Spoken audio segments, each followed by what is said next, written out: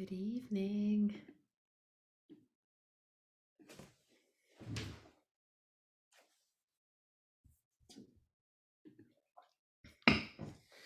We'll give it a few minutes. The only challenge is I never know who's going to show up or not, so I don't know when we've waited long enough. So we'll just give it a couple of minutes.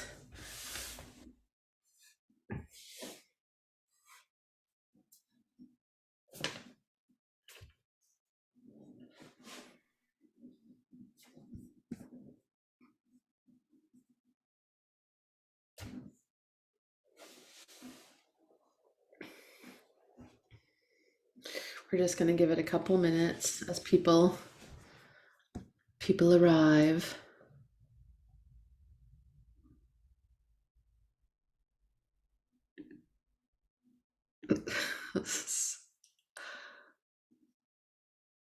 Well, I might have accidentally. Oh no, I let everybody in.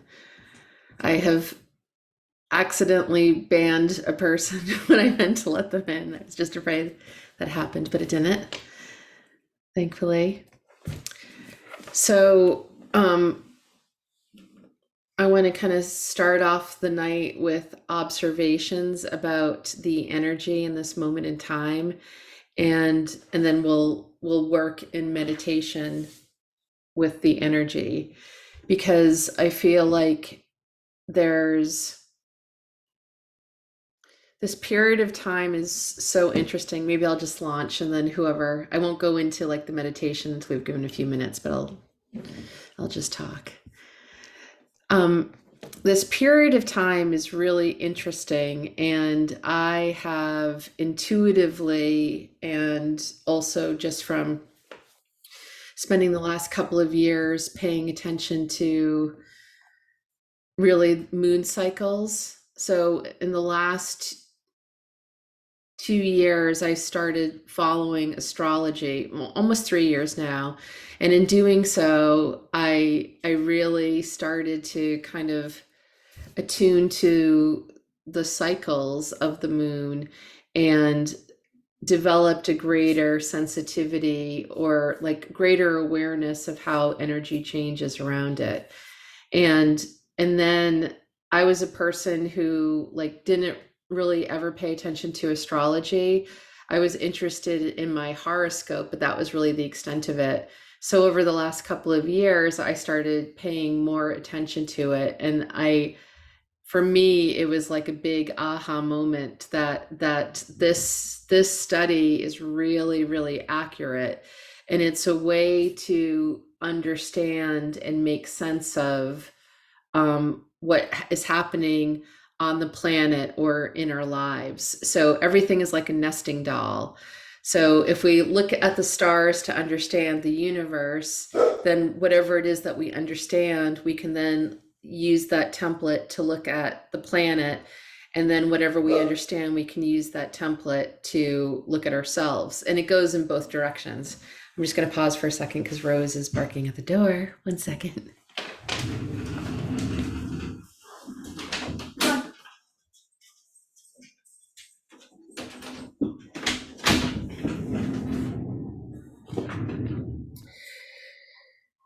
So,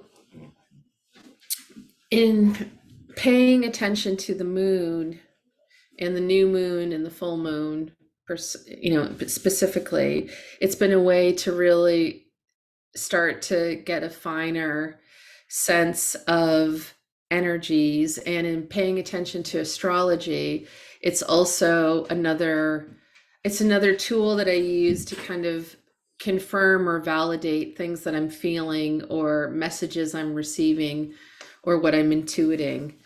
And this is a long-winded way of saying that because of all of this, I have been aware that we were entering into a period of time that, from a cosmological lens, was going to have a lot of turbulence in it because of all of these different forces. And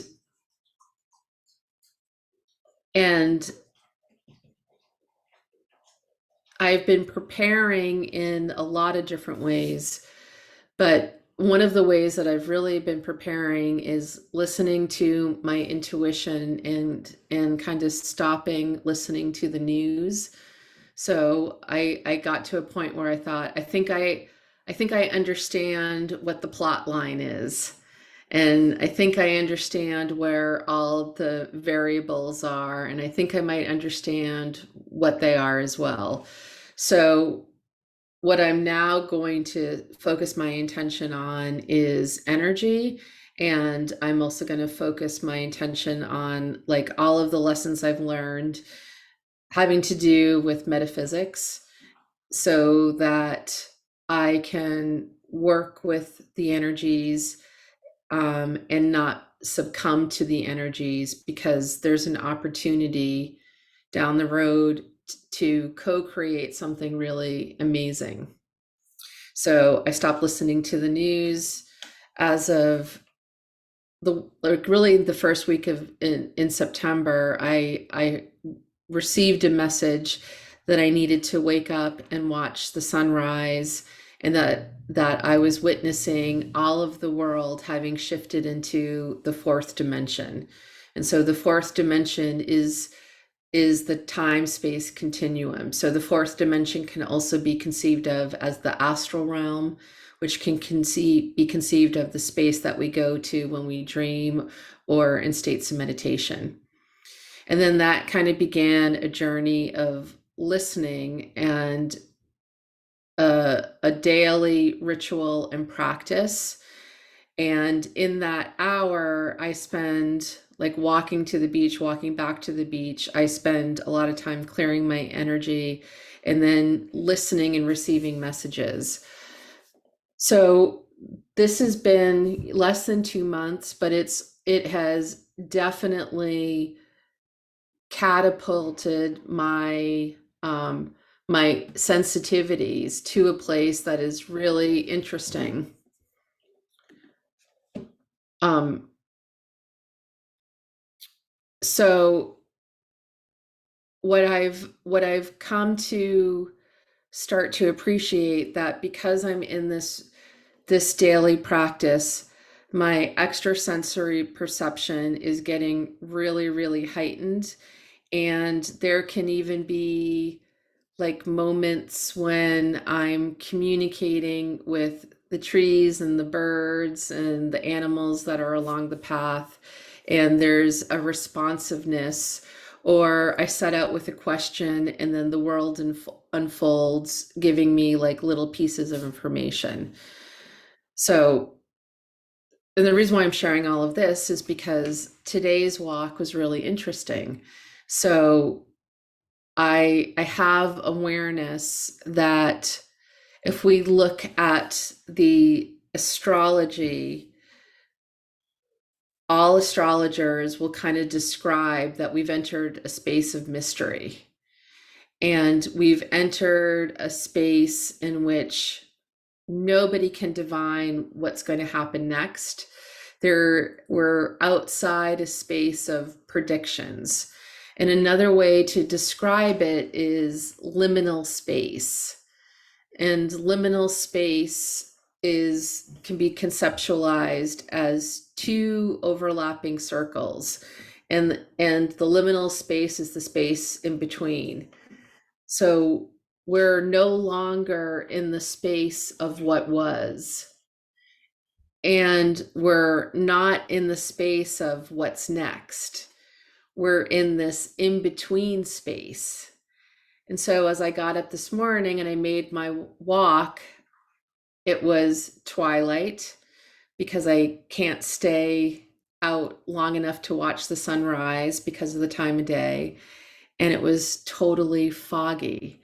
And I thought, wow, this is unbelievable that walking between twilight and fog in this liminal space, I was really feeling like I was literally walking between timelines. And that experience, I started to really realize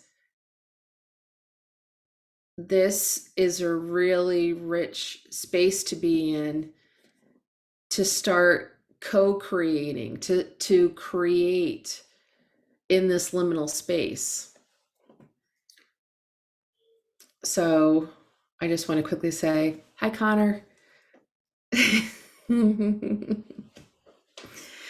So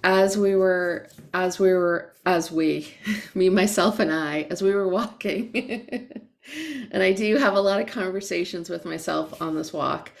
Um, when I was thinking about liminal space and how I wake up, twilight is pitch black, and there's visible fog, and then as the visibility, so as sight was obscured, really feeling all the other senses coming on, I could feel like, wow, there's so much love energy in this space. And interestingly enough, Venus, which can sometimes appear as a morning star or a first evening star, Venus, the energy of Venus has been really, really big and expansive, especially over the weekend. And so Venus is now starting to hide behind the sun, and Venus will reappear. So Venus is in a period of transition, reappearing in December as the first evening star. But I was feeling this energy of love and this expansiveness. And the thing that was really interesting was the day before, the message I had received was a pretty heavy message. And it was kind of speaking to the landscape of political events. And it was a pretty heavy message. And I wasn't triggered when I received the message, because it's the message I've been receiving in different ways for a while. So I'm on one level prepared for it. And then I just kind of transmuted, because I believe nothing is impossible. The impossible just takes longer. So this morning when I woke up, I felt like, wow, all of the world exists outside of time and space right now. And however long this liminal space lasts, we have an opportunity to create and use the energy to create whatever it is we want to create. And the prominent energy that's in the field, if we allow ourselves to tune into it, is the energy of love. So if we can, because it's so discreet, so subtle that a lot of people may not feel it or hear it or see it or know it, because the louder energy that a lot of people are attuned to is an energy of anxiety or an energy of fear. But if we quiet it, it's like, actually what's here is love. So we follow that energy and we build.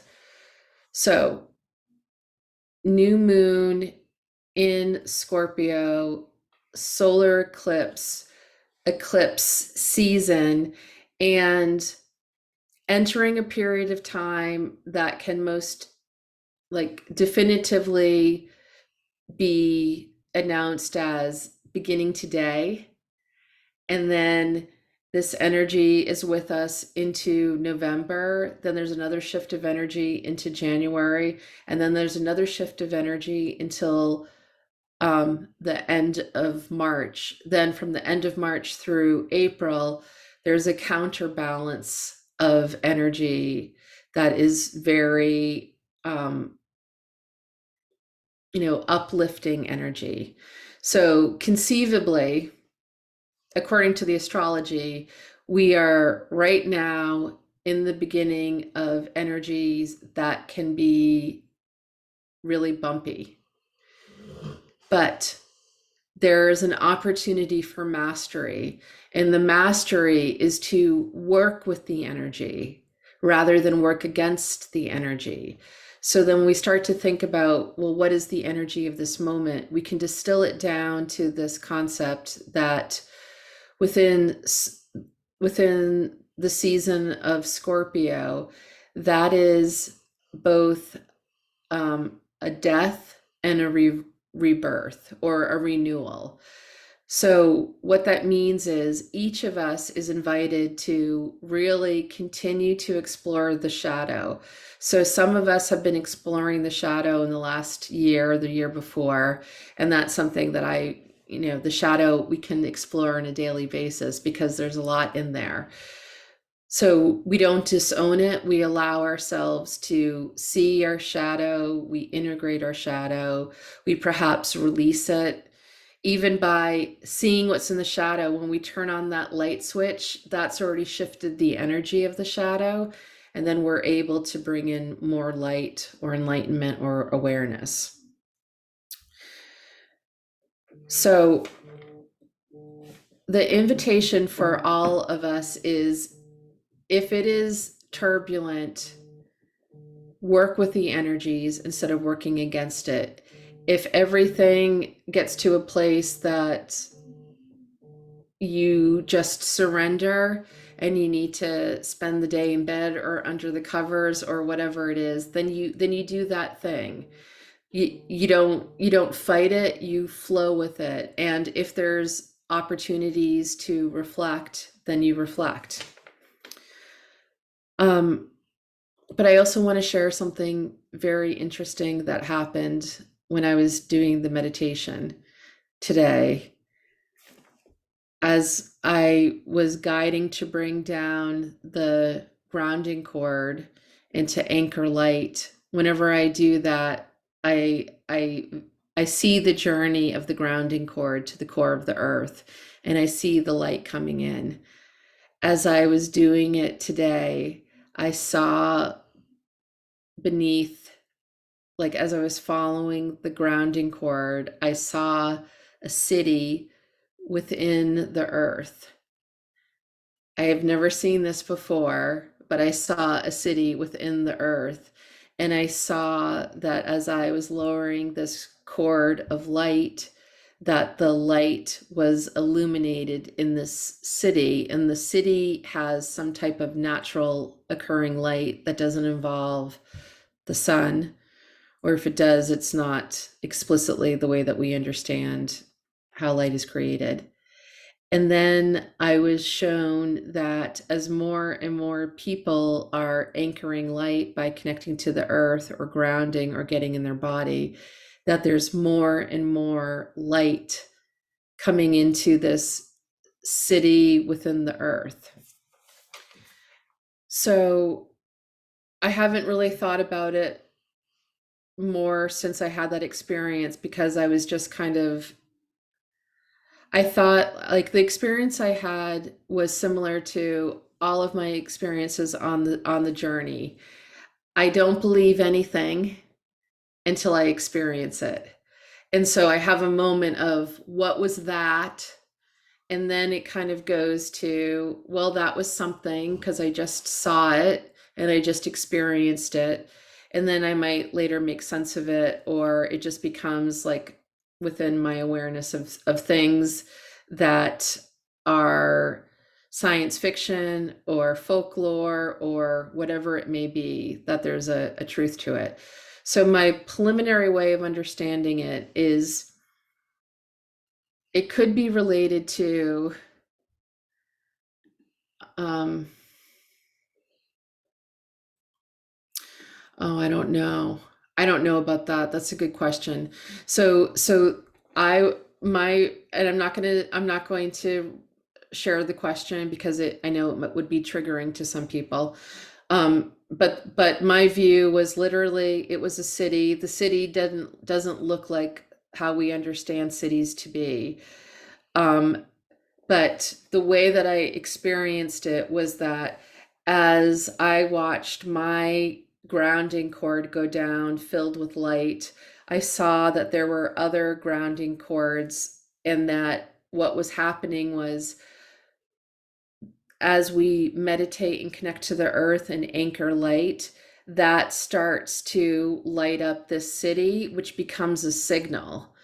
And it's kind of like, this city will make itself known or will rise up when there's, you know, a certain percentage of light coming into the city from the surface. That's the best way to describe it. And so the way that I will make sense of it is, on my journey of everything is real. I believe in unicorns. I believe in fairies. I believe in the elemental kingdom. And the reason why I believe in it is, going back to my original statement, because I've seen it. I've seen it with my own two eyes, and then I believe it. And sometimes I'm seeing it clairvoyantly, sometimes I'm seeing objectively.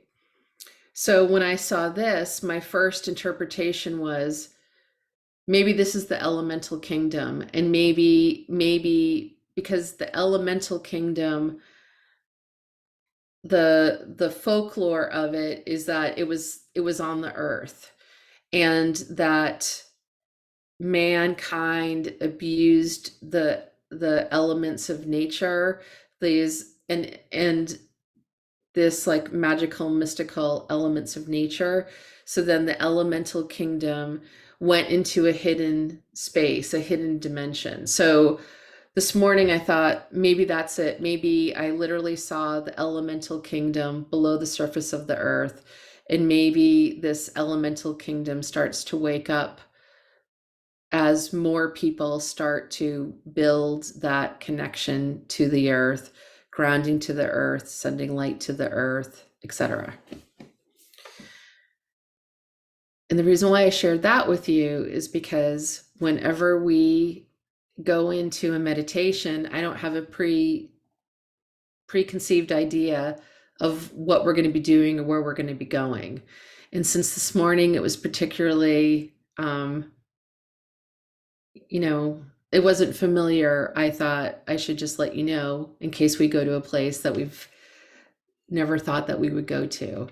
The other reason why I wanted to share all of that is, I believe that this evening, it's a new moon. New moons are about planting seeds. I believe that this is a really beautiful time to start to plant some beautiful seeds. And I would invite each of you to understand that, as amazing as your imagination might be, as abundant as your ability to dream you may be, there are still limitations. And we have an opportunity to kind of step outside of time and space.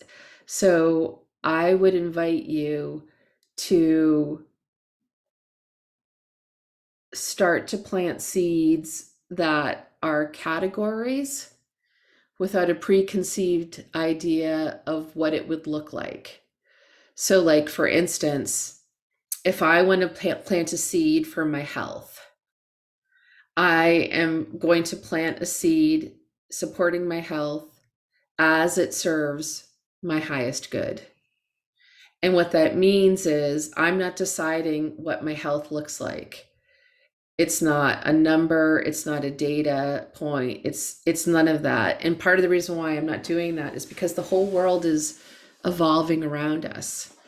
So when I want to plant a seed for my health, even the way that my human mind begins to imagine what that would look like, there's even something bigger beyond what I can imagine. So if I just plant the seed, here's my category, and then my intention is, as it serves the highest good. And then if we're planting seeds that are bigger than our own personal lives, if we then also add, like, instead of saying, from my vantage point, I want to send something to the people of Ukraine, or something to the Ukraine, or something to Russia, as an example. I would say, let's not do either of those, because our vantage point isn't high enough to truly understand what all of the different components are, because things can be happening from a spiritual level, an energetic level. There can be so many different things. So if we kind of then go to the place of manifesting peace, then the seed that I plant is peace without a preconceived idea of what that means or what that looks like. So when it comes to manifestation, it's important to be specific, but we've entered a space outside of time and space. And so it's like there's this new set of rules, and and the rule is no rules. So it's expansive, it's limitless. And we want to be able to be in that energy and that flow. So everything could be better than we could even dream it to be, more abundant than we can even imagine, more abundant than we even need. So, with that, that is my introduction to this evening's energies. Um, I do think that, our meditations can be, it can be anything on any topic, but because of the times that we're heading into, I think it would be really good if at least once a month we're kind of in the energy of the cosmos, so we can start to make sense of it and work with the energy. And if we do it, everything will be a lot smoother in our individual lives. And what happens with one starts to permeate into the field, impacting positively others. So before we begin, does anyone have any questions? Okay. So now we're going to begin by starting to connect to the body, closing our eyes, and starting to connect to the body through the breath.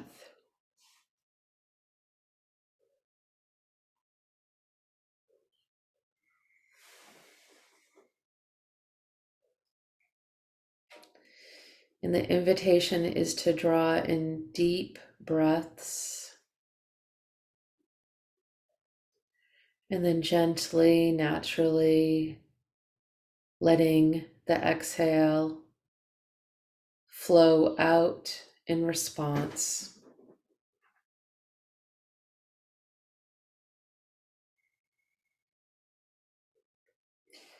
Despite the darkness of the of the new moon, there is still an abundance of light because of the Quaker Belt objects, the photonic light that is the result of us being on the light side of the Milky Way. So this light is finer than the spectrum that the human eye can see. But we can begin to access it through the imagination. So, with intention and imagination, we start to draw in this light. And the way that I'm seeing it right now, it's almost like there is almost like dust particles of light that are streaming in. And as the imagination, the mind, the subjective clairvoyance starts to kick in, these particles of light start to flow like a silver stream of light, like a river of light. And we breathe in this light and it begins to make its way through the breath. But we're also going to imagine that there's a column that's going right to the brow, so right to the very center of the forehead.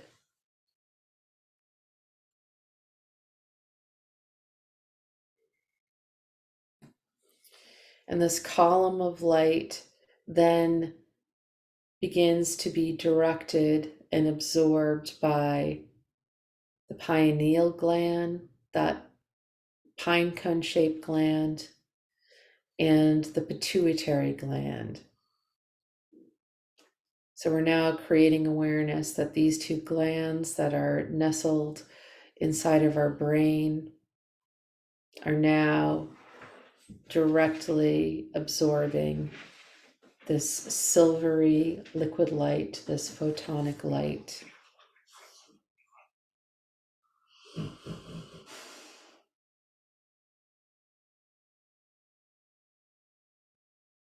Continuing to breathe.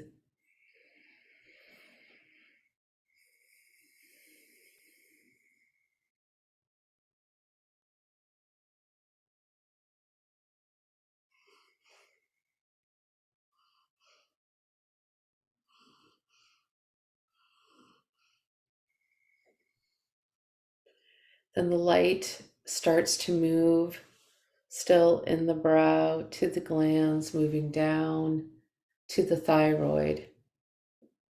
We're going to focus on light in the thyroid.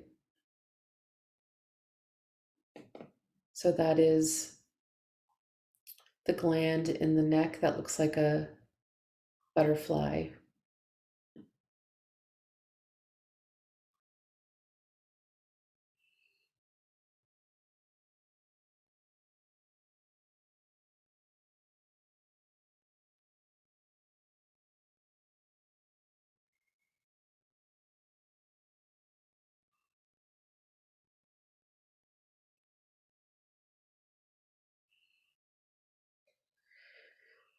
And then the light we're now going to direct to the thymus, right in the center of the chest.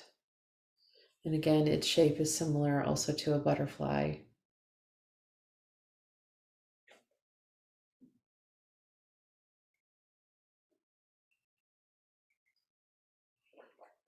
And for some, you might feel like your thymus is really off.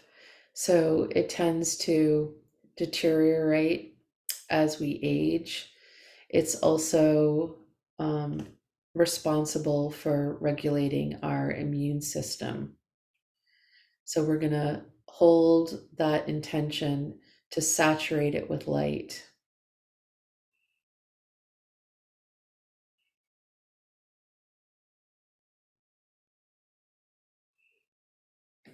This is also known energetically as the seat of the soul.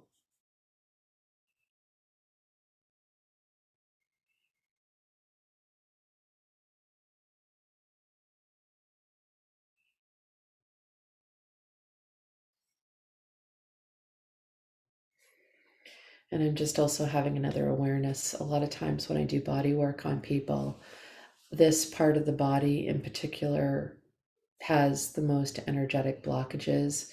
And a lot of times I have interpreted it as being when somebody has denied their soul or their spirit.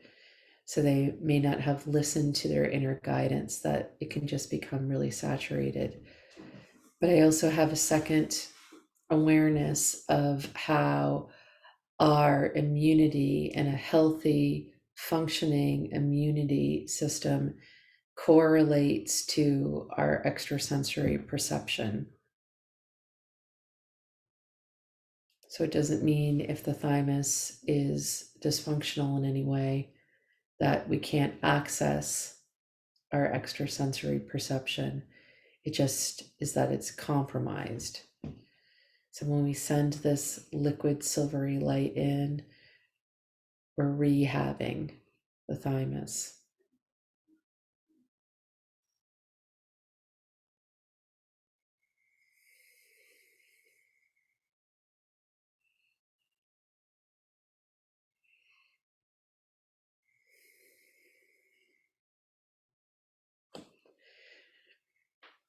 And it now the light continues on,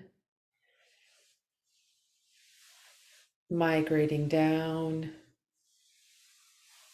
into the ovaries,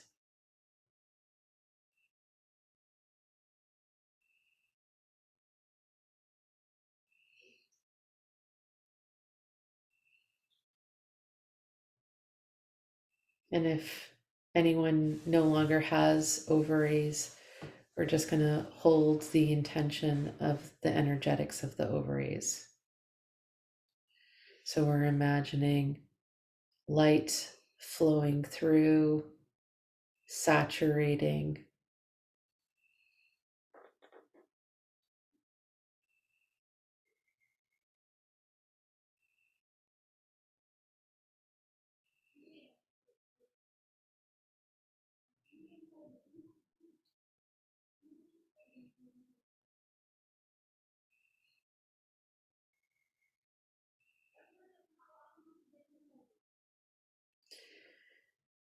And now we're going to send this light fully into the womb.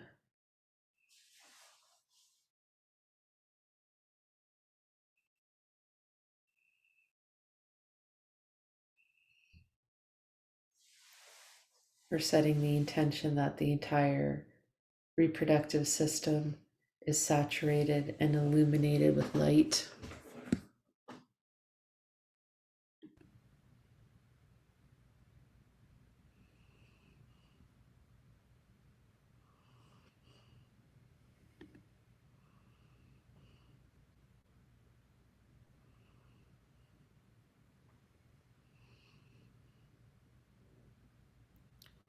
And as we bring awareness to the space, we're going to shift our focus. So we're going to imagine that our mind shifts into the heart, shifts into the womb, so that all of our focus, all of our perspective is placed in the lower dantian, the sacral, the womb, the hara. This energy center that is at the womb is the space where so many systems, energetic systems, are housed. It is unbelievably powerful. So the sacral is a chakra that connects to our creativity, our sexuality, our emotions. It is the space of the lower dantian where we store life force energy. It is the space of the sacrum, which is the sacred bone, which is the Akashic records recorded and stored in our own body. It is the place of the hara, which is a center that houses the essence of our authentic self. It is the womb, which is a force of creation. And our womb, or the hara in cisgendered males, connects to the womb of the cosmos. So by putting our awareness into this space, activating it and waking it up, we then have a portal to send energy to co-create with the entire cosmos.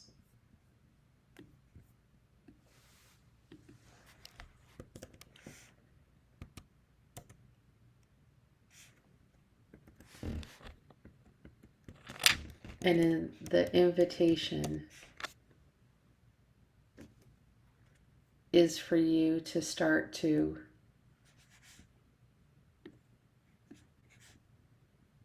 co-create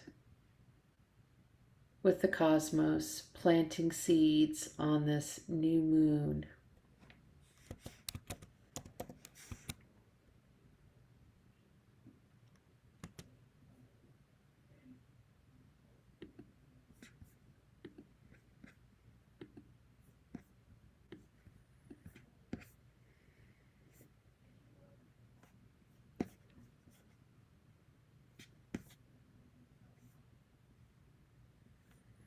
We're going to continue to focus on the breath.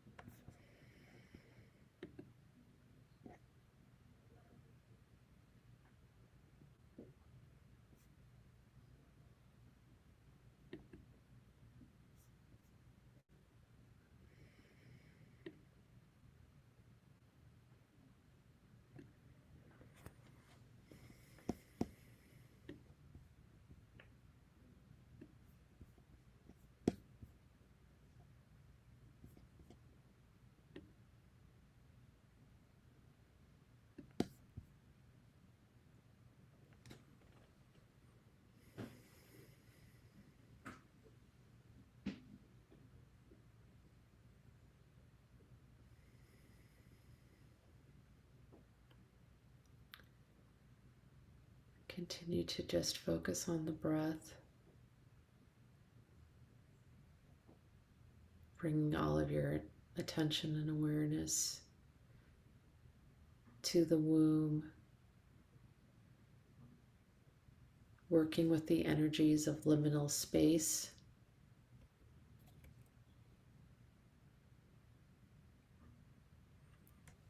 To plant seeds outside of time and space.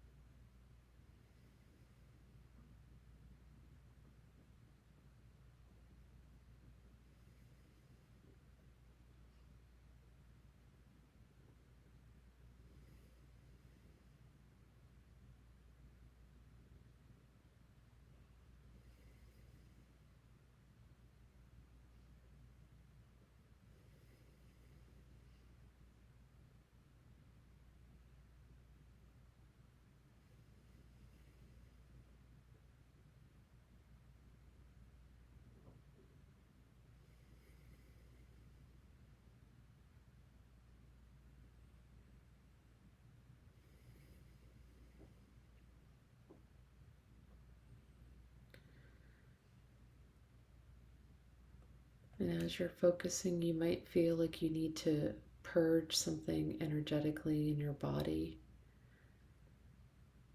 before the space is prepared for creation. So you can imagine that anything in the body that no longer serves you is being passed through the body like pebbles leaving the body. And we set an intention that everything that is released is transmuted across all timelines, all space, all dimensions, all realities, all planets, all cosmos, and the void.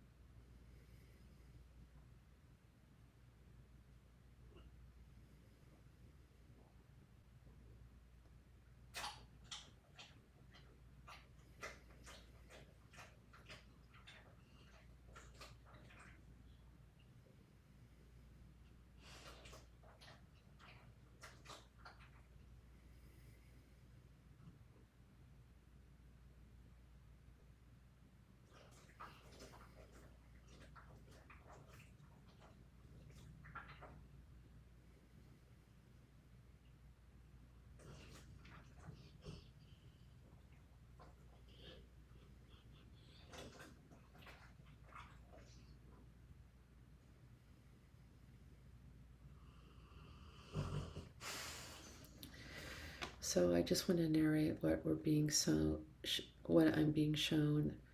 You may continue to plant your seeds, but what I'm being shown as we start to connect womb to womb, our womb with the womb of the cosmos, we are creating a pathway in which light codes of sacred geometry is moving into our field. And these light codes at first look like it was a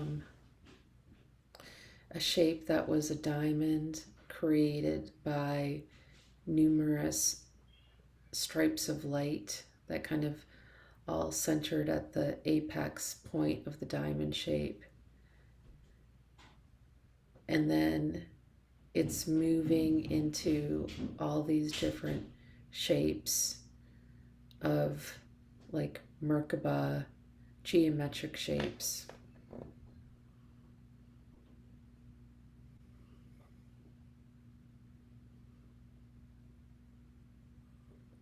And the sense that I'm being given is that these geometric shapes start to come into our field, and they have cleansing and purifying qualities. So, like if you think about sifting flour, how you sift it to break it up and make it finer, smoother, more refined. This is what these geometric shapes are doing. They're kind of moving through our energy field, and it's naturally cleansing and raising our frequency. It's kind of smoothing things out.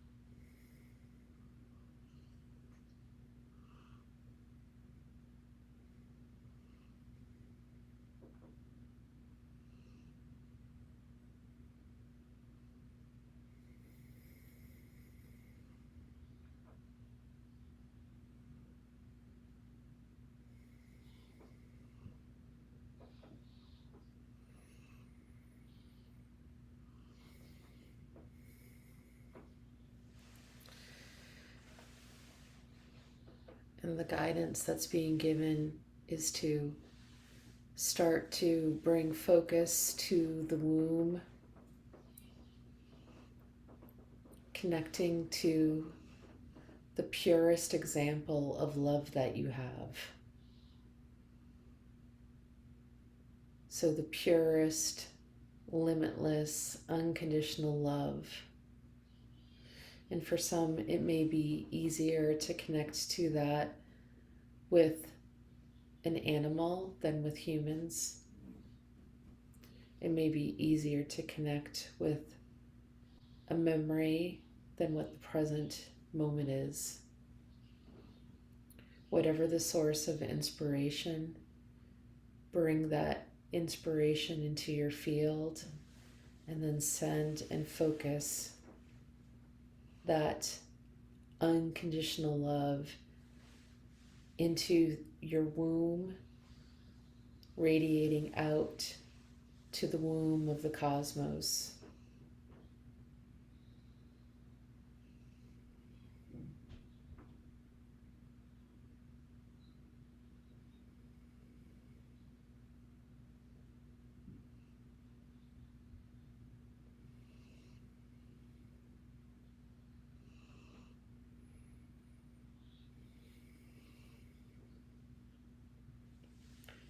And if this request is triggering you and stirring anything up, just allow your awareness.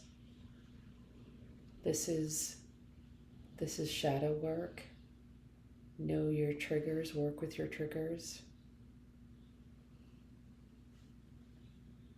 And perhaps just let it exist, and then return to the space of bringing in unconditional love.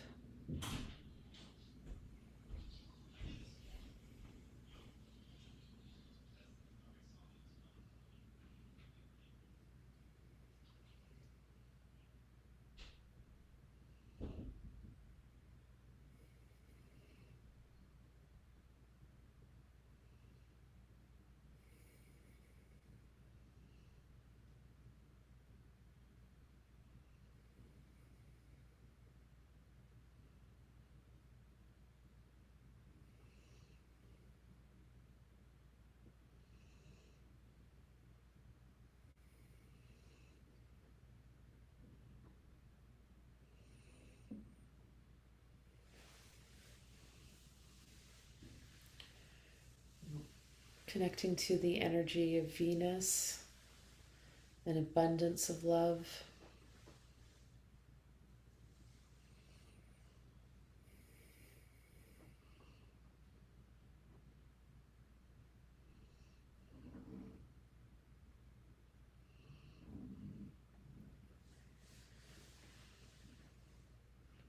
Connecting to the zodiac sign, the star configuration of Scorpio, and the frequency of passion, bringing passion to your creation,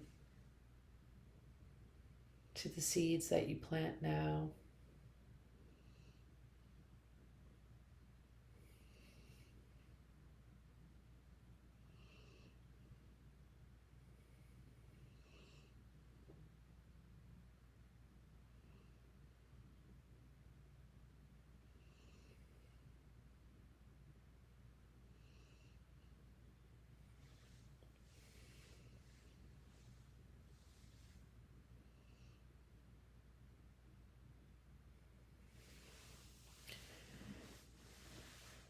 And I'm being given the awareness that as we connect, we attune, and as these light codes flow through us, to us,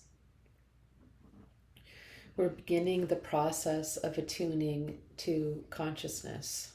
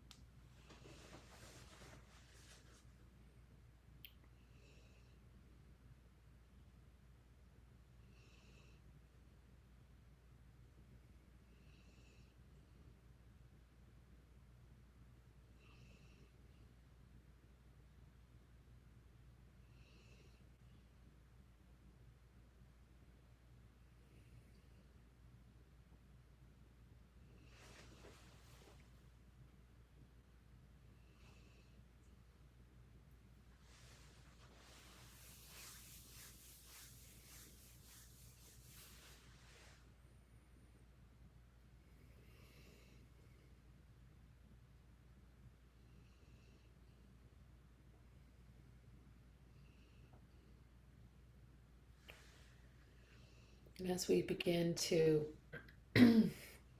attune to consciousness, we set the foundation to start to experience telepathic communication. And the way that I would relay it to you is simply, you've already experienced it. It's that phenomenon when you know someone, what somebody's thinking. And you know what they're thinking because on some level you're receiving the frequency, the information. And this communication can be done with crystals, with plants, with animals, with all sentient beings.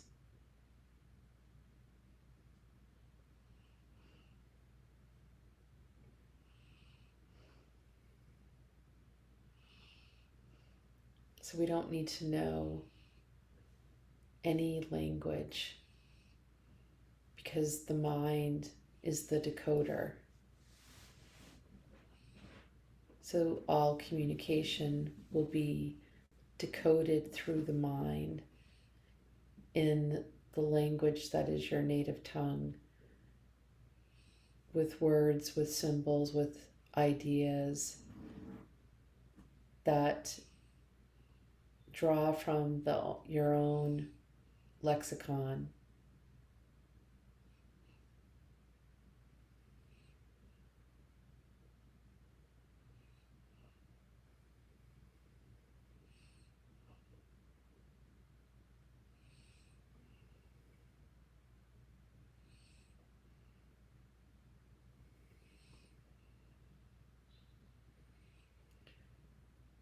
And with intention, we're going to now start to shift our awareness up to the heart space, the space of unconditional love, This is the space of the greatest tortal field in the body. So energy flows to us and through us in the highest frequency that our heart chakra can hold.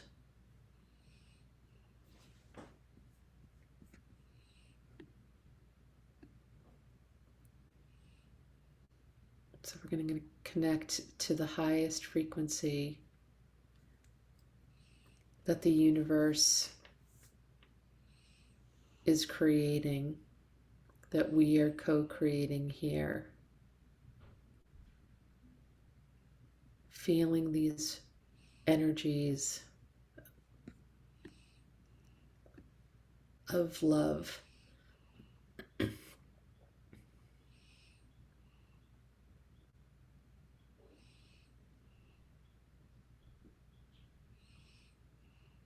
And allowing this high frequency,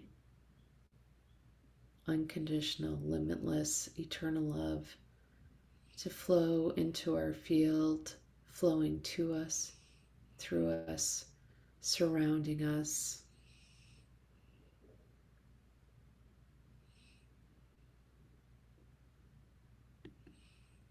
Raising our frequency.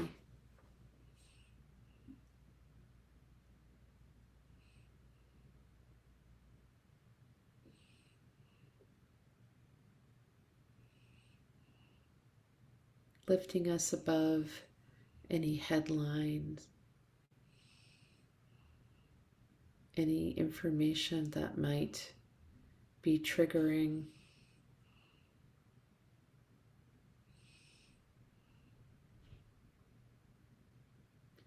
Using this moment, this liminal space,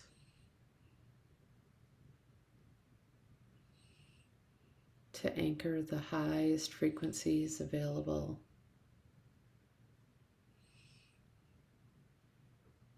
To fill your body.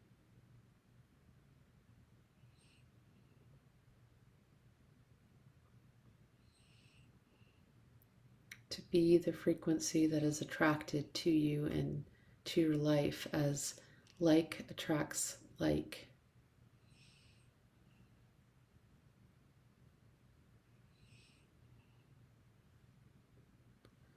We set the intention that the seeds that have been planted on this new moon serve the highest good.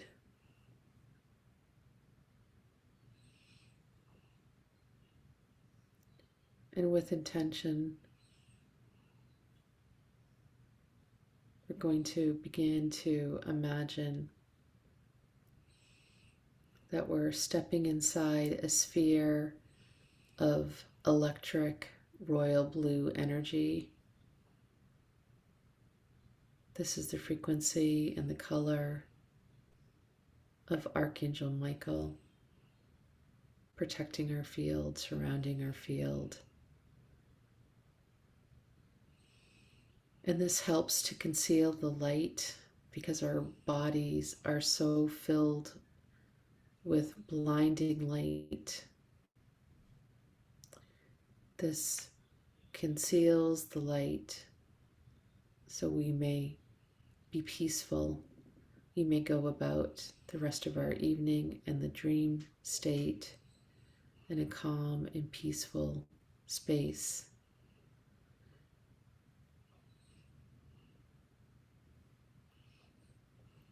And when you're ready, you can slowly come back, opening your eyes.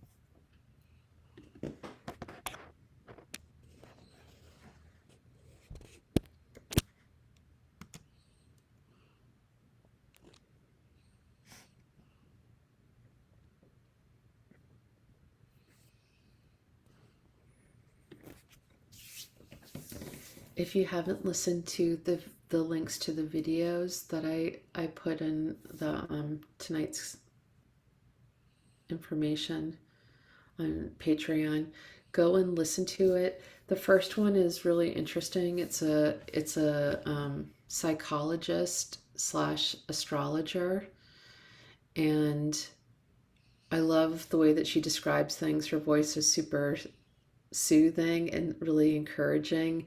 So she kind of talks about the astrology and then gives you a little pep talk about working with the energies. The second one is a woman, a channel named Magenta Pixie, who's from the UK. And I pay attention to her. She and I have mutual colleagues, and I would say that a good amount of time we receive similar messages, and then there are times when the information that we have is the complete polar opposite of one another. So I'm always kind of interested in what she has to say and what's showing up. Her channeling, she talks in a lot of codes so she doesn't get censored. So there were a couple of things that I thought were interesting in it. And then there's Pam Gregory, and then Joni Petrie. She just looks at Ayurvedic or Vedic astrology, so it's a different lens.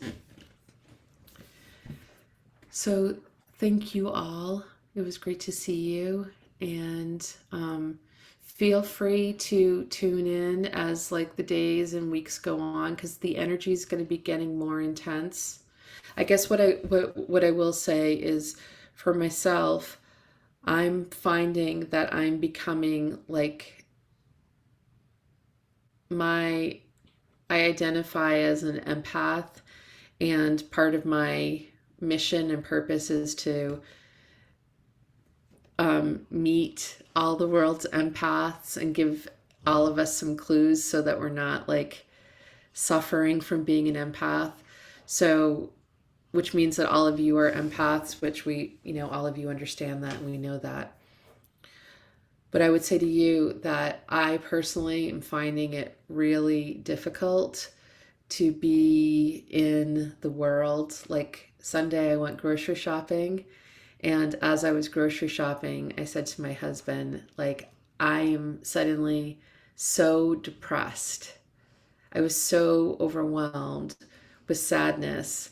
And because I work with energy all the time, I knew it wasn't mine because I walked in fine. And then I'm walking down the aisles like a sponge, picking up all of people's things. So clear your energy. I personally am smudging my house, and my husband and my child and myself at least once a week. I'm meditating every single day to clear my energy, but clearing the energy, because then what you can be doing is creating a sanctuary, your own little bubble that you can kind of recharge, and you can use your home and your space and your downtime to just really be doing the inner work, cultivating your spiritual practice. And so feeding into the space of liminal space, and really even changing the course of what's next.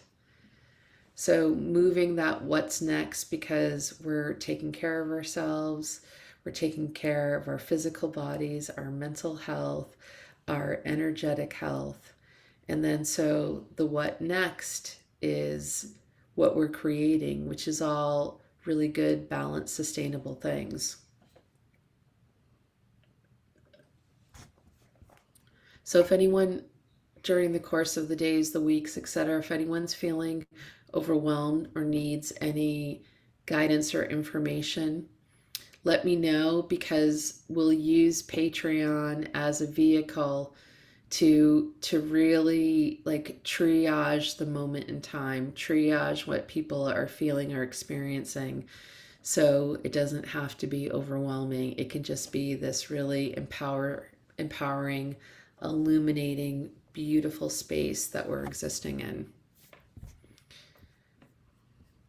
Does anyone have any questions before we say goodnight? Okay. Well then, good night. I'm glad that Connor fell asleep. I have that way with my bedtime stories. It was great to see you all. Good night.